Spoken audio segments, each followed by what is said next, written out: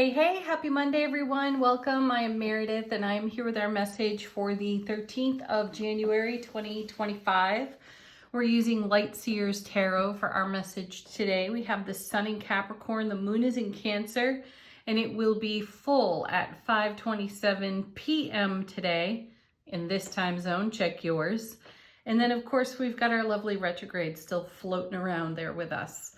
We're checking out the energy atmosphere, of course, for the day. What's tarot got to say about it? Our first card is Seven of Pentacles. This is my favorite Seven of Pentacles in any deck. Just because, take a look at that artwork, right? This is what we're nurturing. This is our point of focus here. And then look at all the energy that's going on beneath the surface or behind the scenes. This is all of our investment. So the way we nurture our dreams is super important. Just because this small and or diminutive sprout is showing doesn't mean that there isn't a lot happening. So look at all that energy. Trust in the fullness of the energy that you have invested in whatever is meaning the very most to you in these moments. Next card. Hanged Man, great advice. Pause for enlightenment. Allow your intuition to inform you. Allow the multiverse to flow through the presence that is you. That's very enlightening. And just the kind of focus to put on our Seven of Pentacles, right? Pause for enlightenment. Shine your enlightenment on everything that's happening. Consider that it's like sunshine to this sprout over here. Perfect. Next card, Five of Swords. Yeah, that's a painful one. This could have a lot to do with our inner dialogue. You know, look at that posture. Are you having anxiety over something? Are you wondering what if or when? So drop the what if, drop the when, and move into perhaps I am statements, or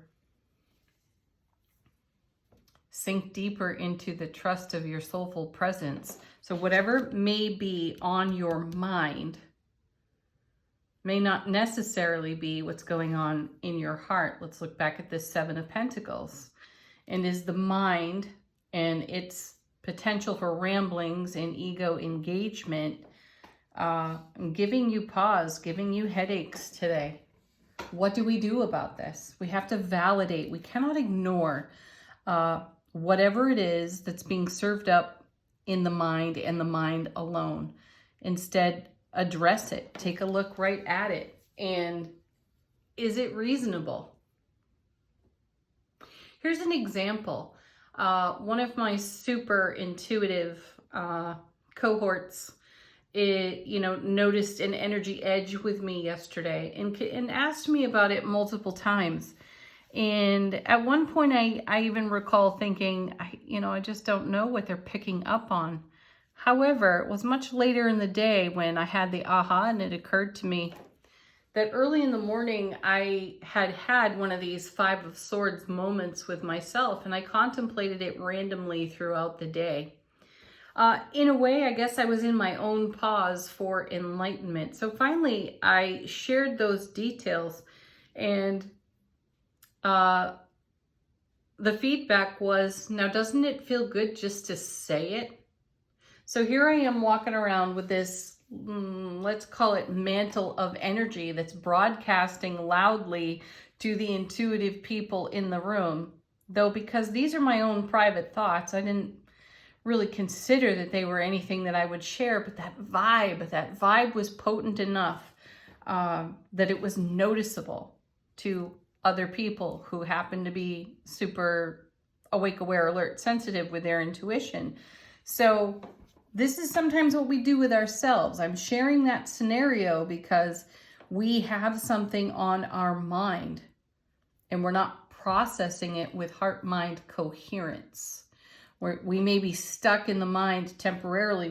We need the enlightenment to nurture the truth. Let's take a look over here again at our beautiful Seven. So pause for the enlightenment. And when you're in this situation with yourself, even if no one else is giving you feedback and saying, hey, what's up with you? Notice for yourself when you're slightly out of sorts. And if you have to, step up to the mirror and look yourself in the eyes and have a good old conversation with yourself lovingly. Support yourself with whatever you are potentially contemplating or allowing your mind to run amok with, right? Speak it. Get it out there. It's so much more freeing and liberating, and it completes the energy cycle of what's being brought to your attention. And then we don't go down some rabbit hole where we undermine ourselves with negative self-talk. Check it. I know some of you all just cringed and stepped back and you're like, no, I don't do that.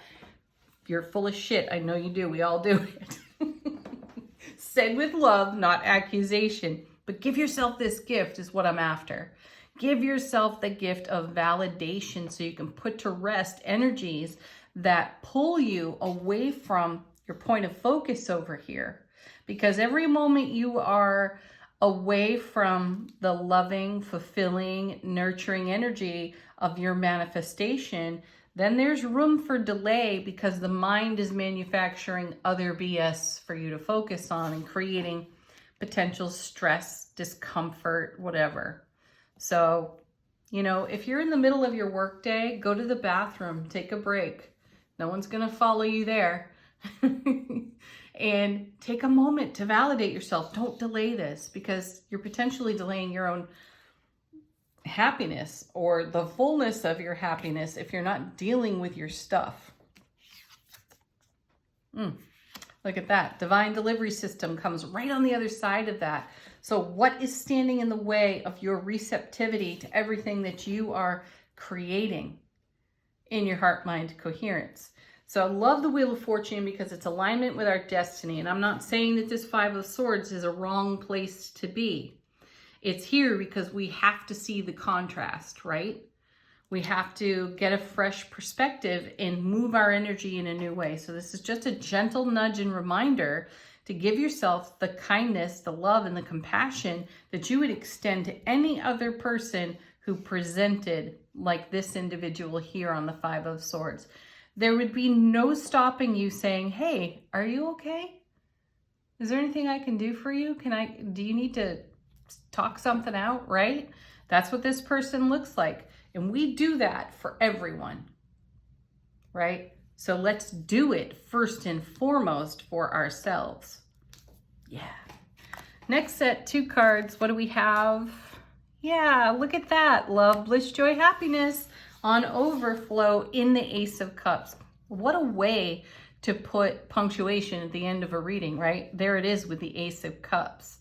This is what's flowing in. And this is also a message that your Five of Swords may not be as difficult as you think. Just simply giving yourself the validation may be all that's required to set whatever this energy is completely free. What's paired with the Ace? The Tower. I'm going for epiphany on this card. Shock, delight, and awe for epiphany because, and only because, it's paired with the Ace of Cups. Aces neutralize challenging cards. So let's take a moment and play with this a bit. So look at the overflow of the Ace of Cups and the light that's coming out of the cup.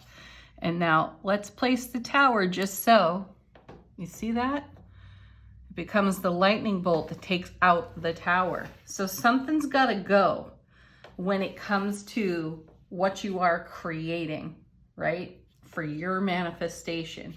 And what's got to go is whatever's in this Five of Swords over here, because the divine delivery system is delivering love, bliss, joy, and happiness on overflow in a way that brings shock, awe, wonder, delight to your foundation through the Tower. So we talked about this last week.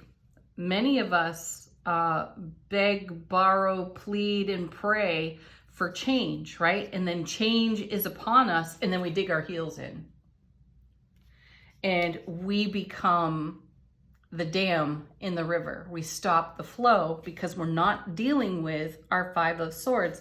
So here's the divine delivery system just waiting to pour the love, bliss, joy, and happiness onto the foundation. And it's going to rock the foundation in a big way. And it may even be slightly destructive in the way that it takes out an energy that doesn't serve us. It's in a loving way, though. You're going to experience you're going to experience that potentially in a way where, whoa, that was amazing. All these little details came together and this old way of being just fell because this wave of love came in like a tsunami. That's kind of awesome. So it's worthwhile. If you've got a super intuitive cohort in your life who is saying, hey, what's up with you? Talk about it. Don't hold back. Just share it and give some validation to yourself. And if you don't have that, like I said, take a break today, look in the mirror and tell yourself the truth, and then just let it go. Flood yourself with love. Bottom of the deck, how's the universe supporting us behind the scenes? King of Wands. Aries, Leo, Sagittarius, fire there. There's a lot of passion in this card, and it's a lot of passion in motion. And it's the passion you have for creating the life of your dreams. It's your ambition and motivation in action. So get out of your own way here. Your middle card in the main body of the reading is the Five of Swords. This is where the things start to get dammed up and the flow starts to slow, and we can feel the pressure in a way of the Wheel of Fortune. Though this is a good pressure to have, so don't mistake it as just negative pressure. Check your inner dialogue and watch what you're saying. And if you're not communicating kindly with yourself, switch it up. Next we have, another king, the King of Swords. What a great king, because, he harmonizes with the energy of the King of Wands. This is a very action-oriented energy here in the King of Wands. And that's, as I said, passion in motion. Lots of creativity, ambition, motivation, and drive. And here with the King of Swords, we have discernment. We've got experience and we've got wisdom. So in a way, this king helps this one slow his roll in a way that creates harmony in the divine delivery system here with the Wheel of Fortune. Your part in this whole thing is to accept whatever love, bliss, joy, and happiness off the Ace of Cups creates in terms of grace, ease, peace, happiness, fulfillment, and even a little bit of tumultuous energy. So these two kings are going to stabilize this energy beautifully. Put these two kings on your Five of Swords. It won't stand a chance. All right. Oh, look at that. Right? The sun shines on the Five of Swords. Whatever that is obvious. It's brilliantly clear. You can't not see it. And it's something that stands somewhat in the way of your happiness or your willingness to allow yourself to fully trust the happiness and, trust fall into it with wild abandon. Go for it, folks. Oh, lovely. Look at this. We have Wheel of Fortune and the World. Big, big energies here. Tower is a big energy as well. And the Hanged Man, also a big energy, though it comes on a little more subtle. The subtlety is truly subtle today in these cards because the rest of them are like a 1-2 punch. So there's the World. It's the last card of the major arcana. And it's the reward of everything we've invested in. What is it aligning with here but the Wheel of Fortune? So the universe wants to deliver, and it will take anything out of your way that is blocking you from the realization of the fullness of your happiness. And it will do it in Tower fashion. So these cards are saying, get on board, participate, contribute, and take a look at your limitations and lovingly allow yourself to be free, liberated, not limited. Final card, Queen of Cups. Here it is, the intuition card. And there, here she is with all this love to shower on us, as evidenced by the Ace of Cups and the Tower over here. Again, no sting on this Tower. You get more of a sting from holding back. You got brilliant clarity, the happiest card in tarot, fulfillment of the world, and profound intuition to guide you. So pause for enlightenment. Allow that intuition to guide you, especially if it's guiding you to pay attention to whatever your particular Five of Swords is. Go after it, because that Five of Swords is now standing in your way. And love is the answer to clearing your own path. Angel answers, fresh message. Put a question to the deck if you like. Take action. We got the Kings here. There's plenty of action to be taken. We have the Tower as well. That card means business every time you see it. It's the least subtle card there is in tarot. And then emphatic, yes.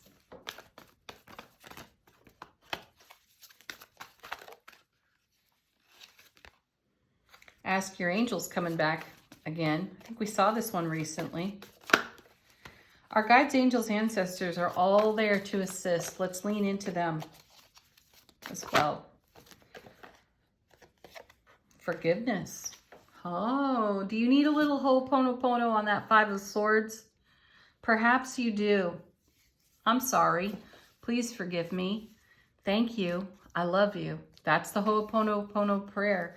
And maybe that's the mirror work for you on your Five of Swords. There's the love, the grace, the peace, and the ease in anything that is limiting you. That forgiveness will give you the liberation you're looking for.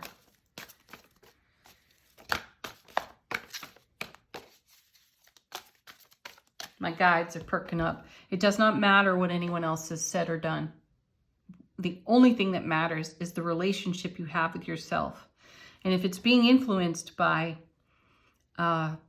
experiences you've had in connection with other folks, there's no room for blame and there's no room for shame. This is taking self-responsibility and recognizing, yeah, that was a crappy situation. Why am I still carrying this? And how is it limiting me? And the universe, the cards, the universe is speaking to us, with us, sharing with us that we can let this go because there's so much beauty coming our way. It's in the now.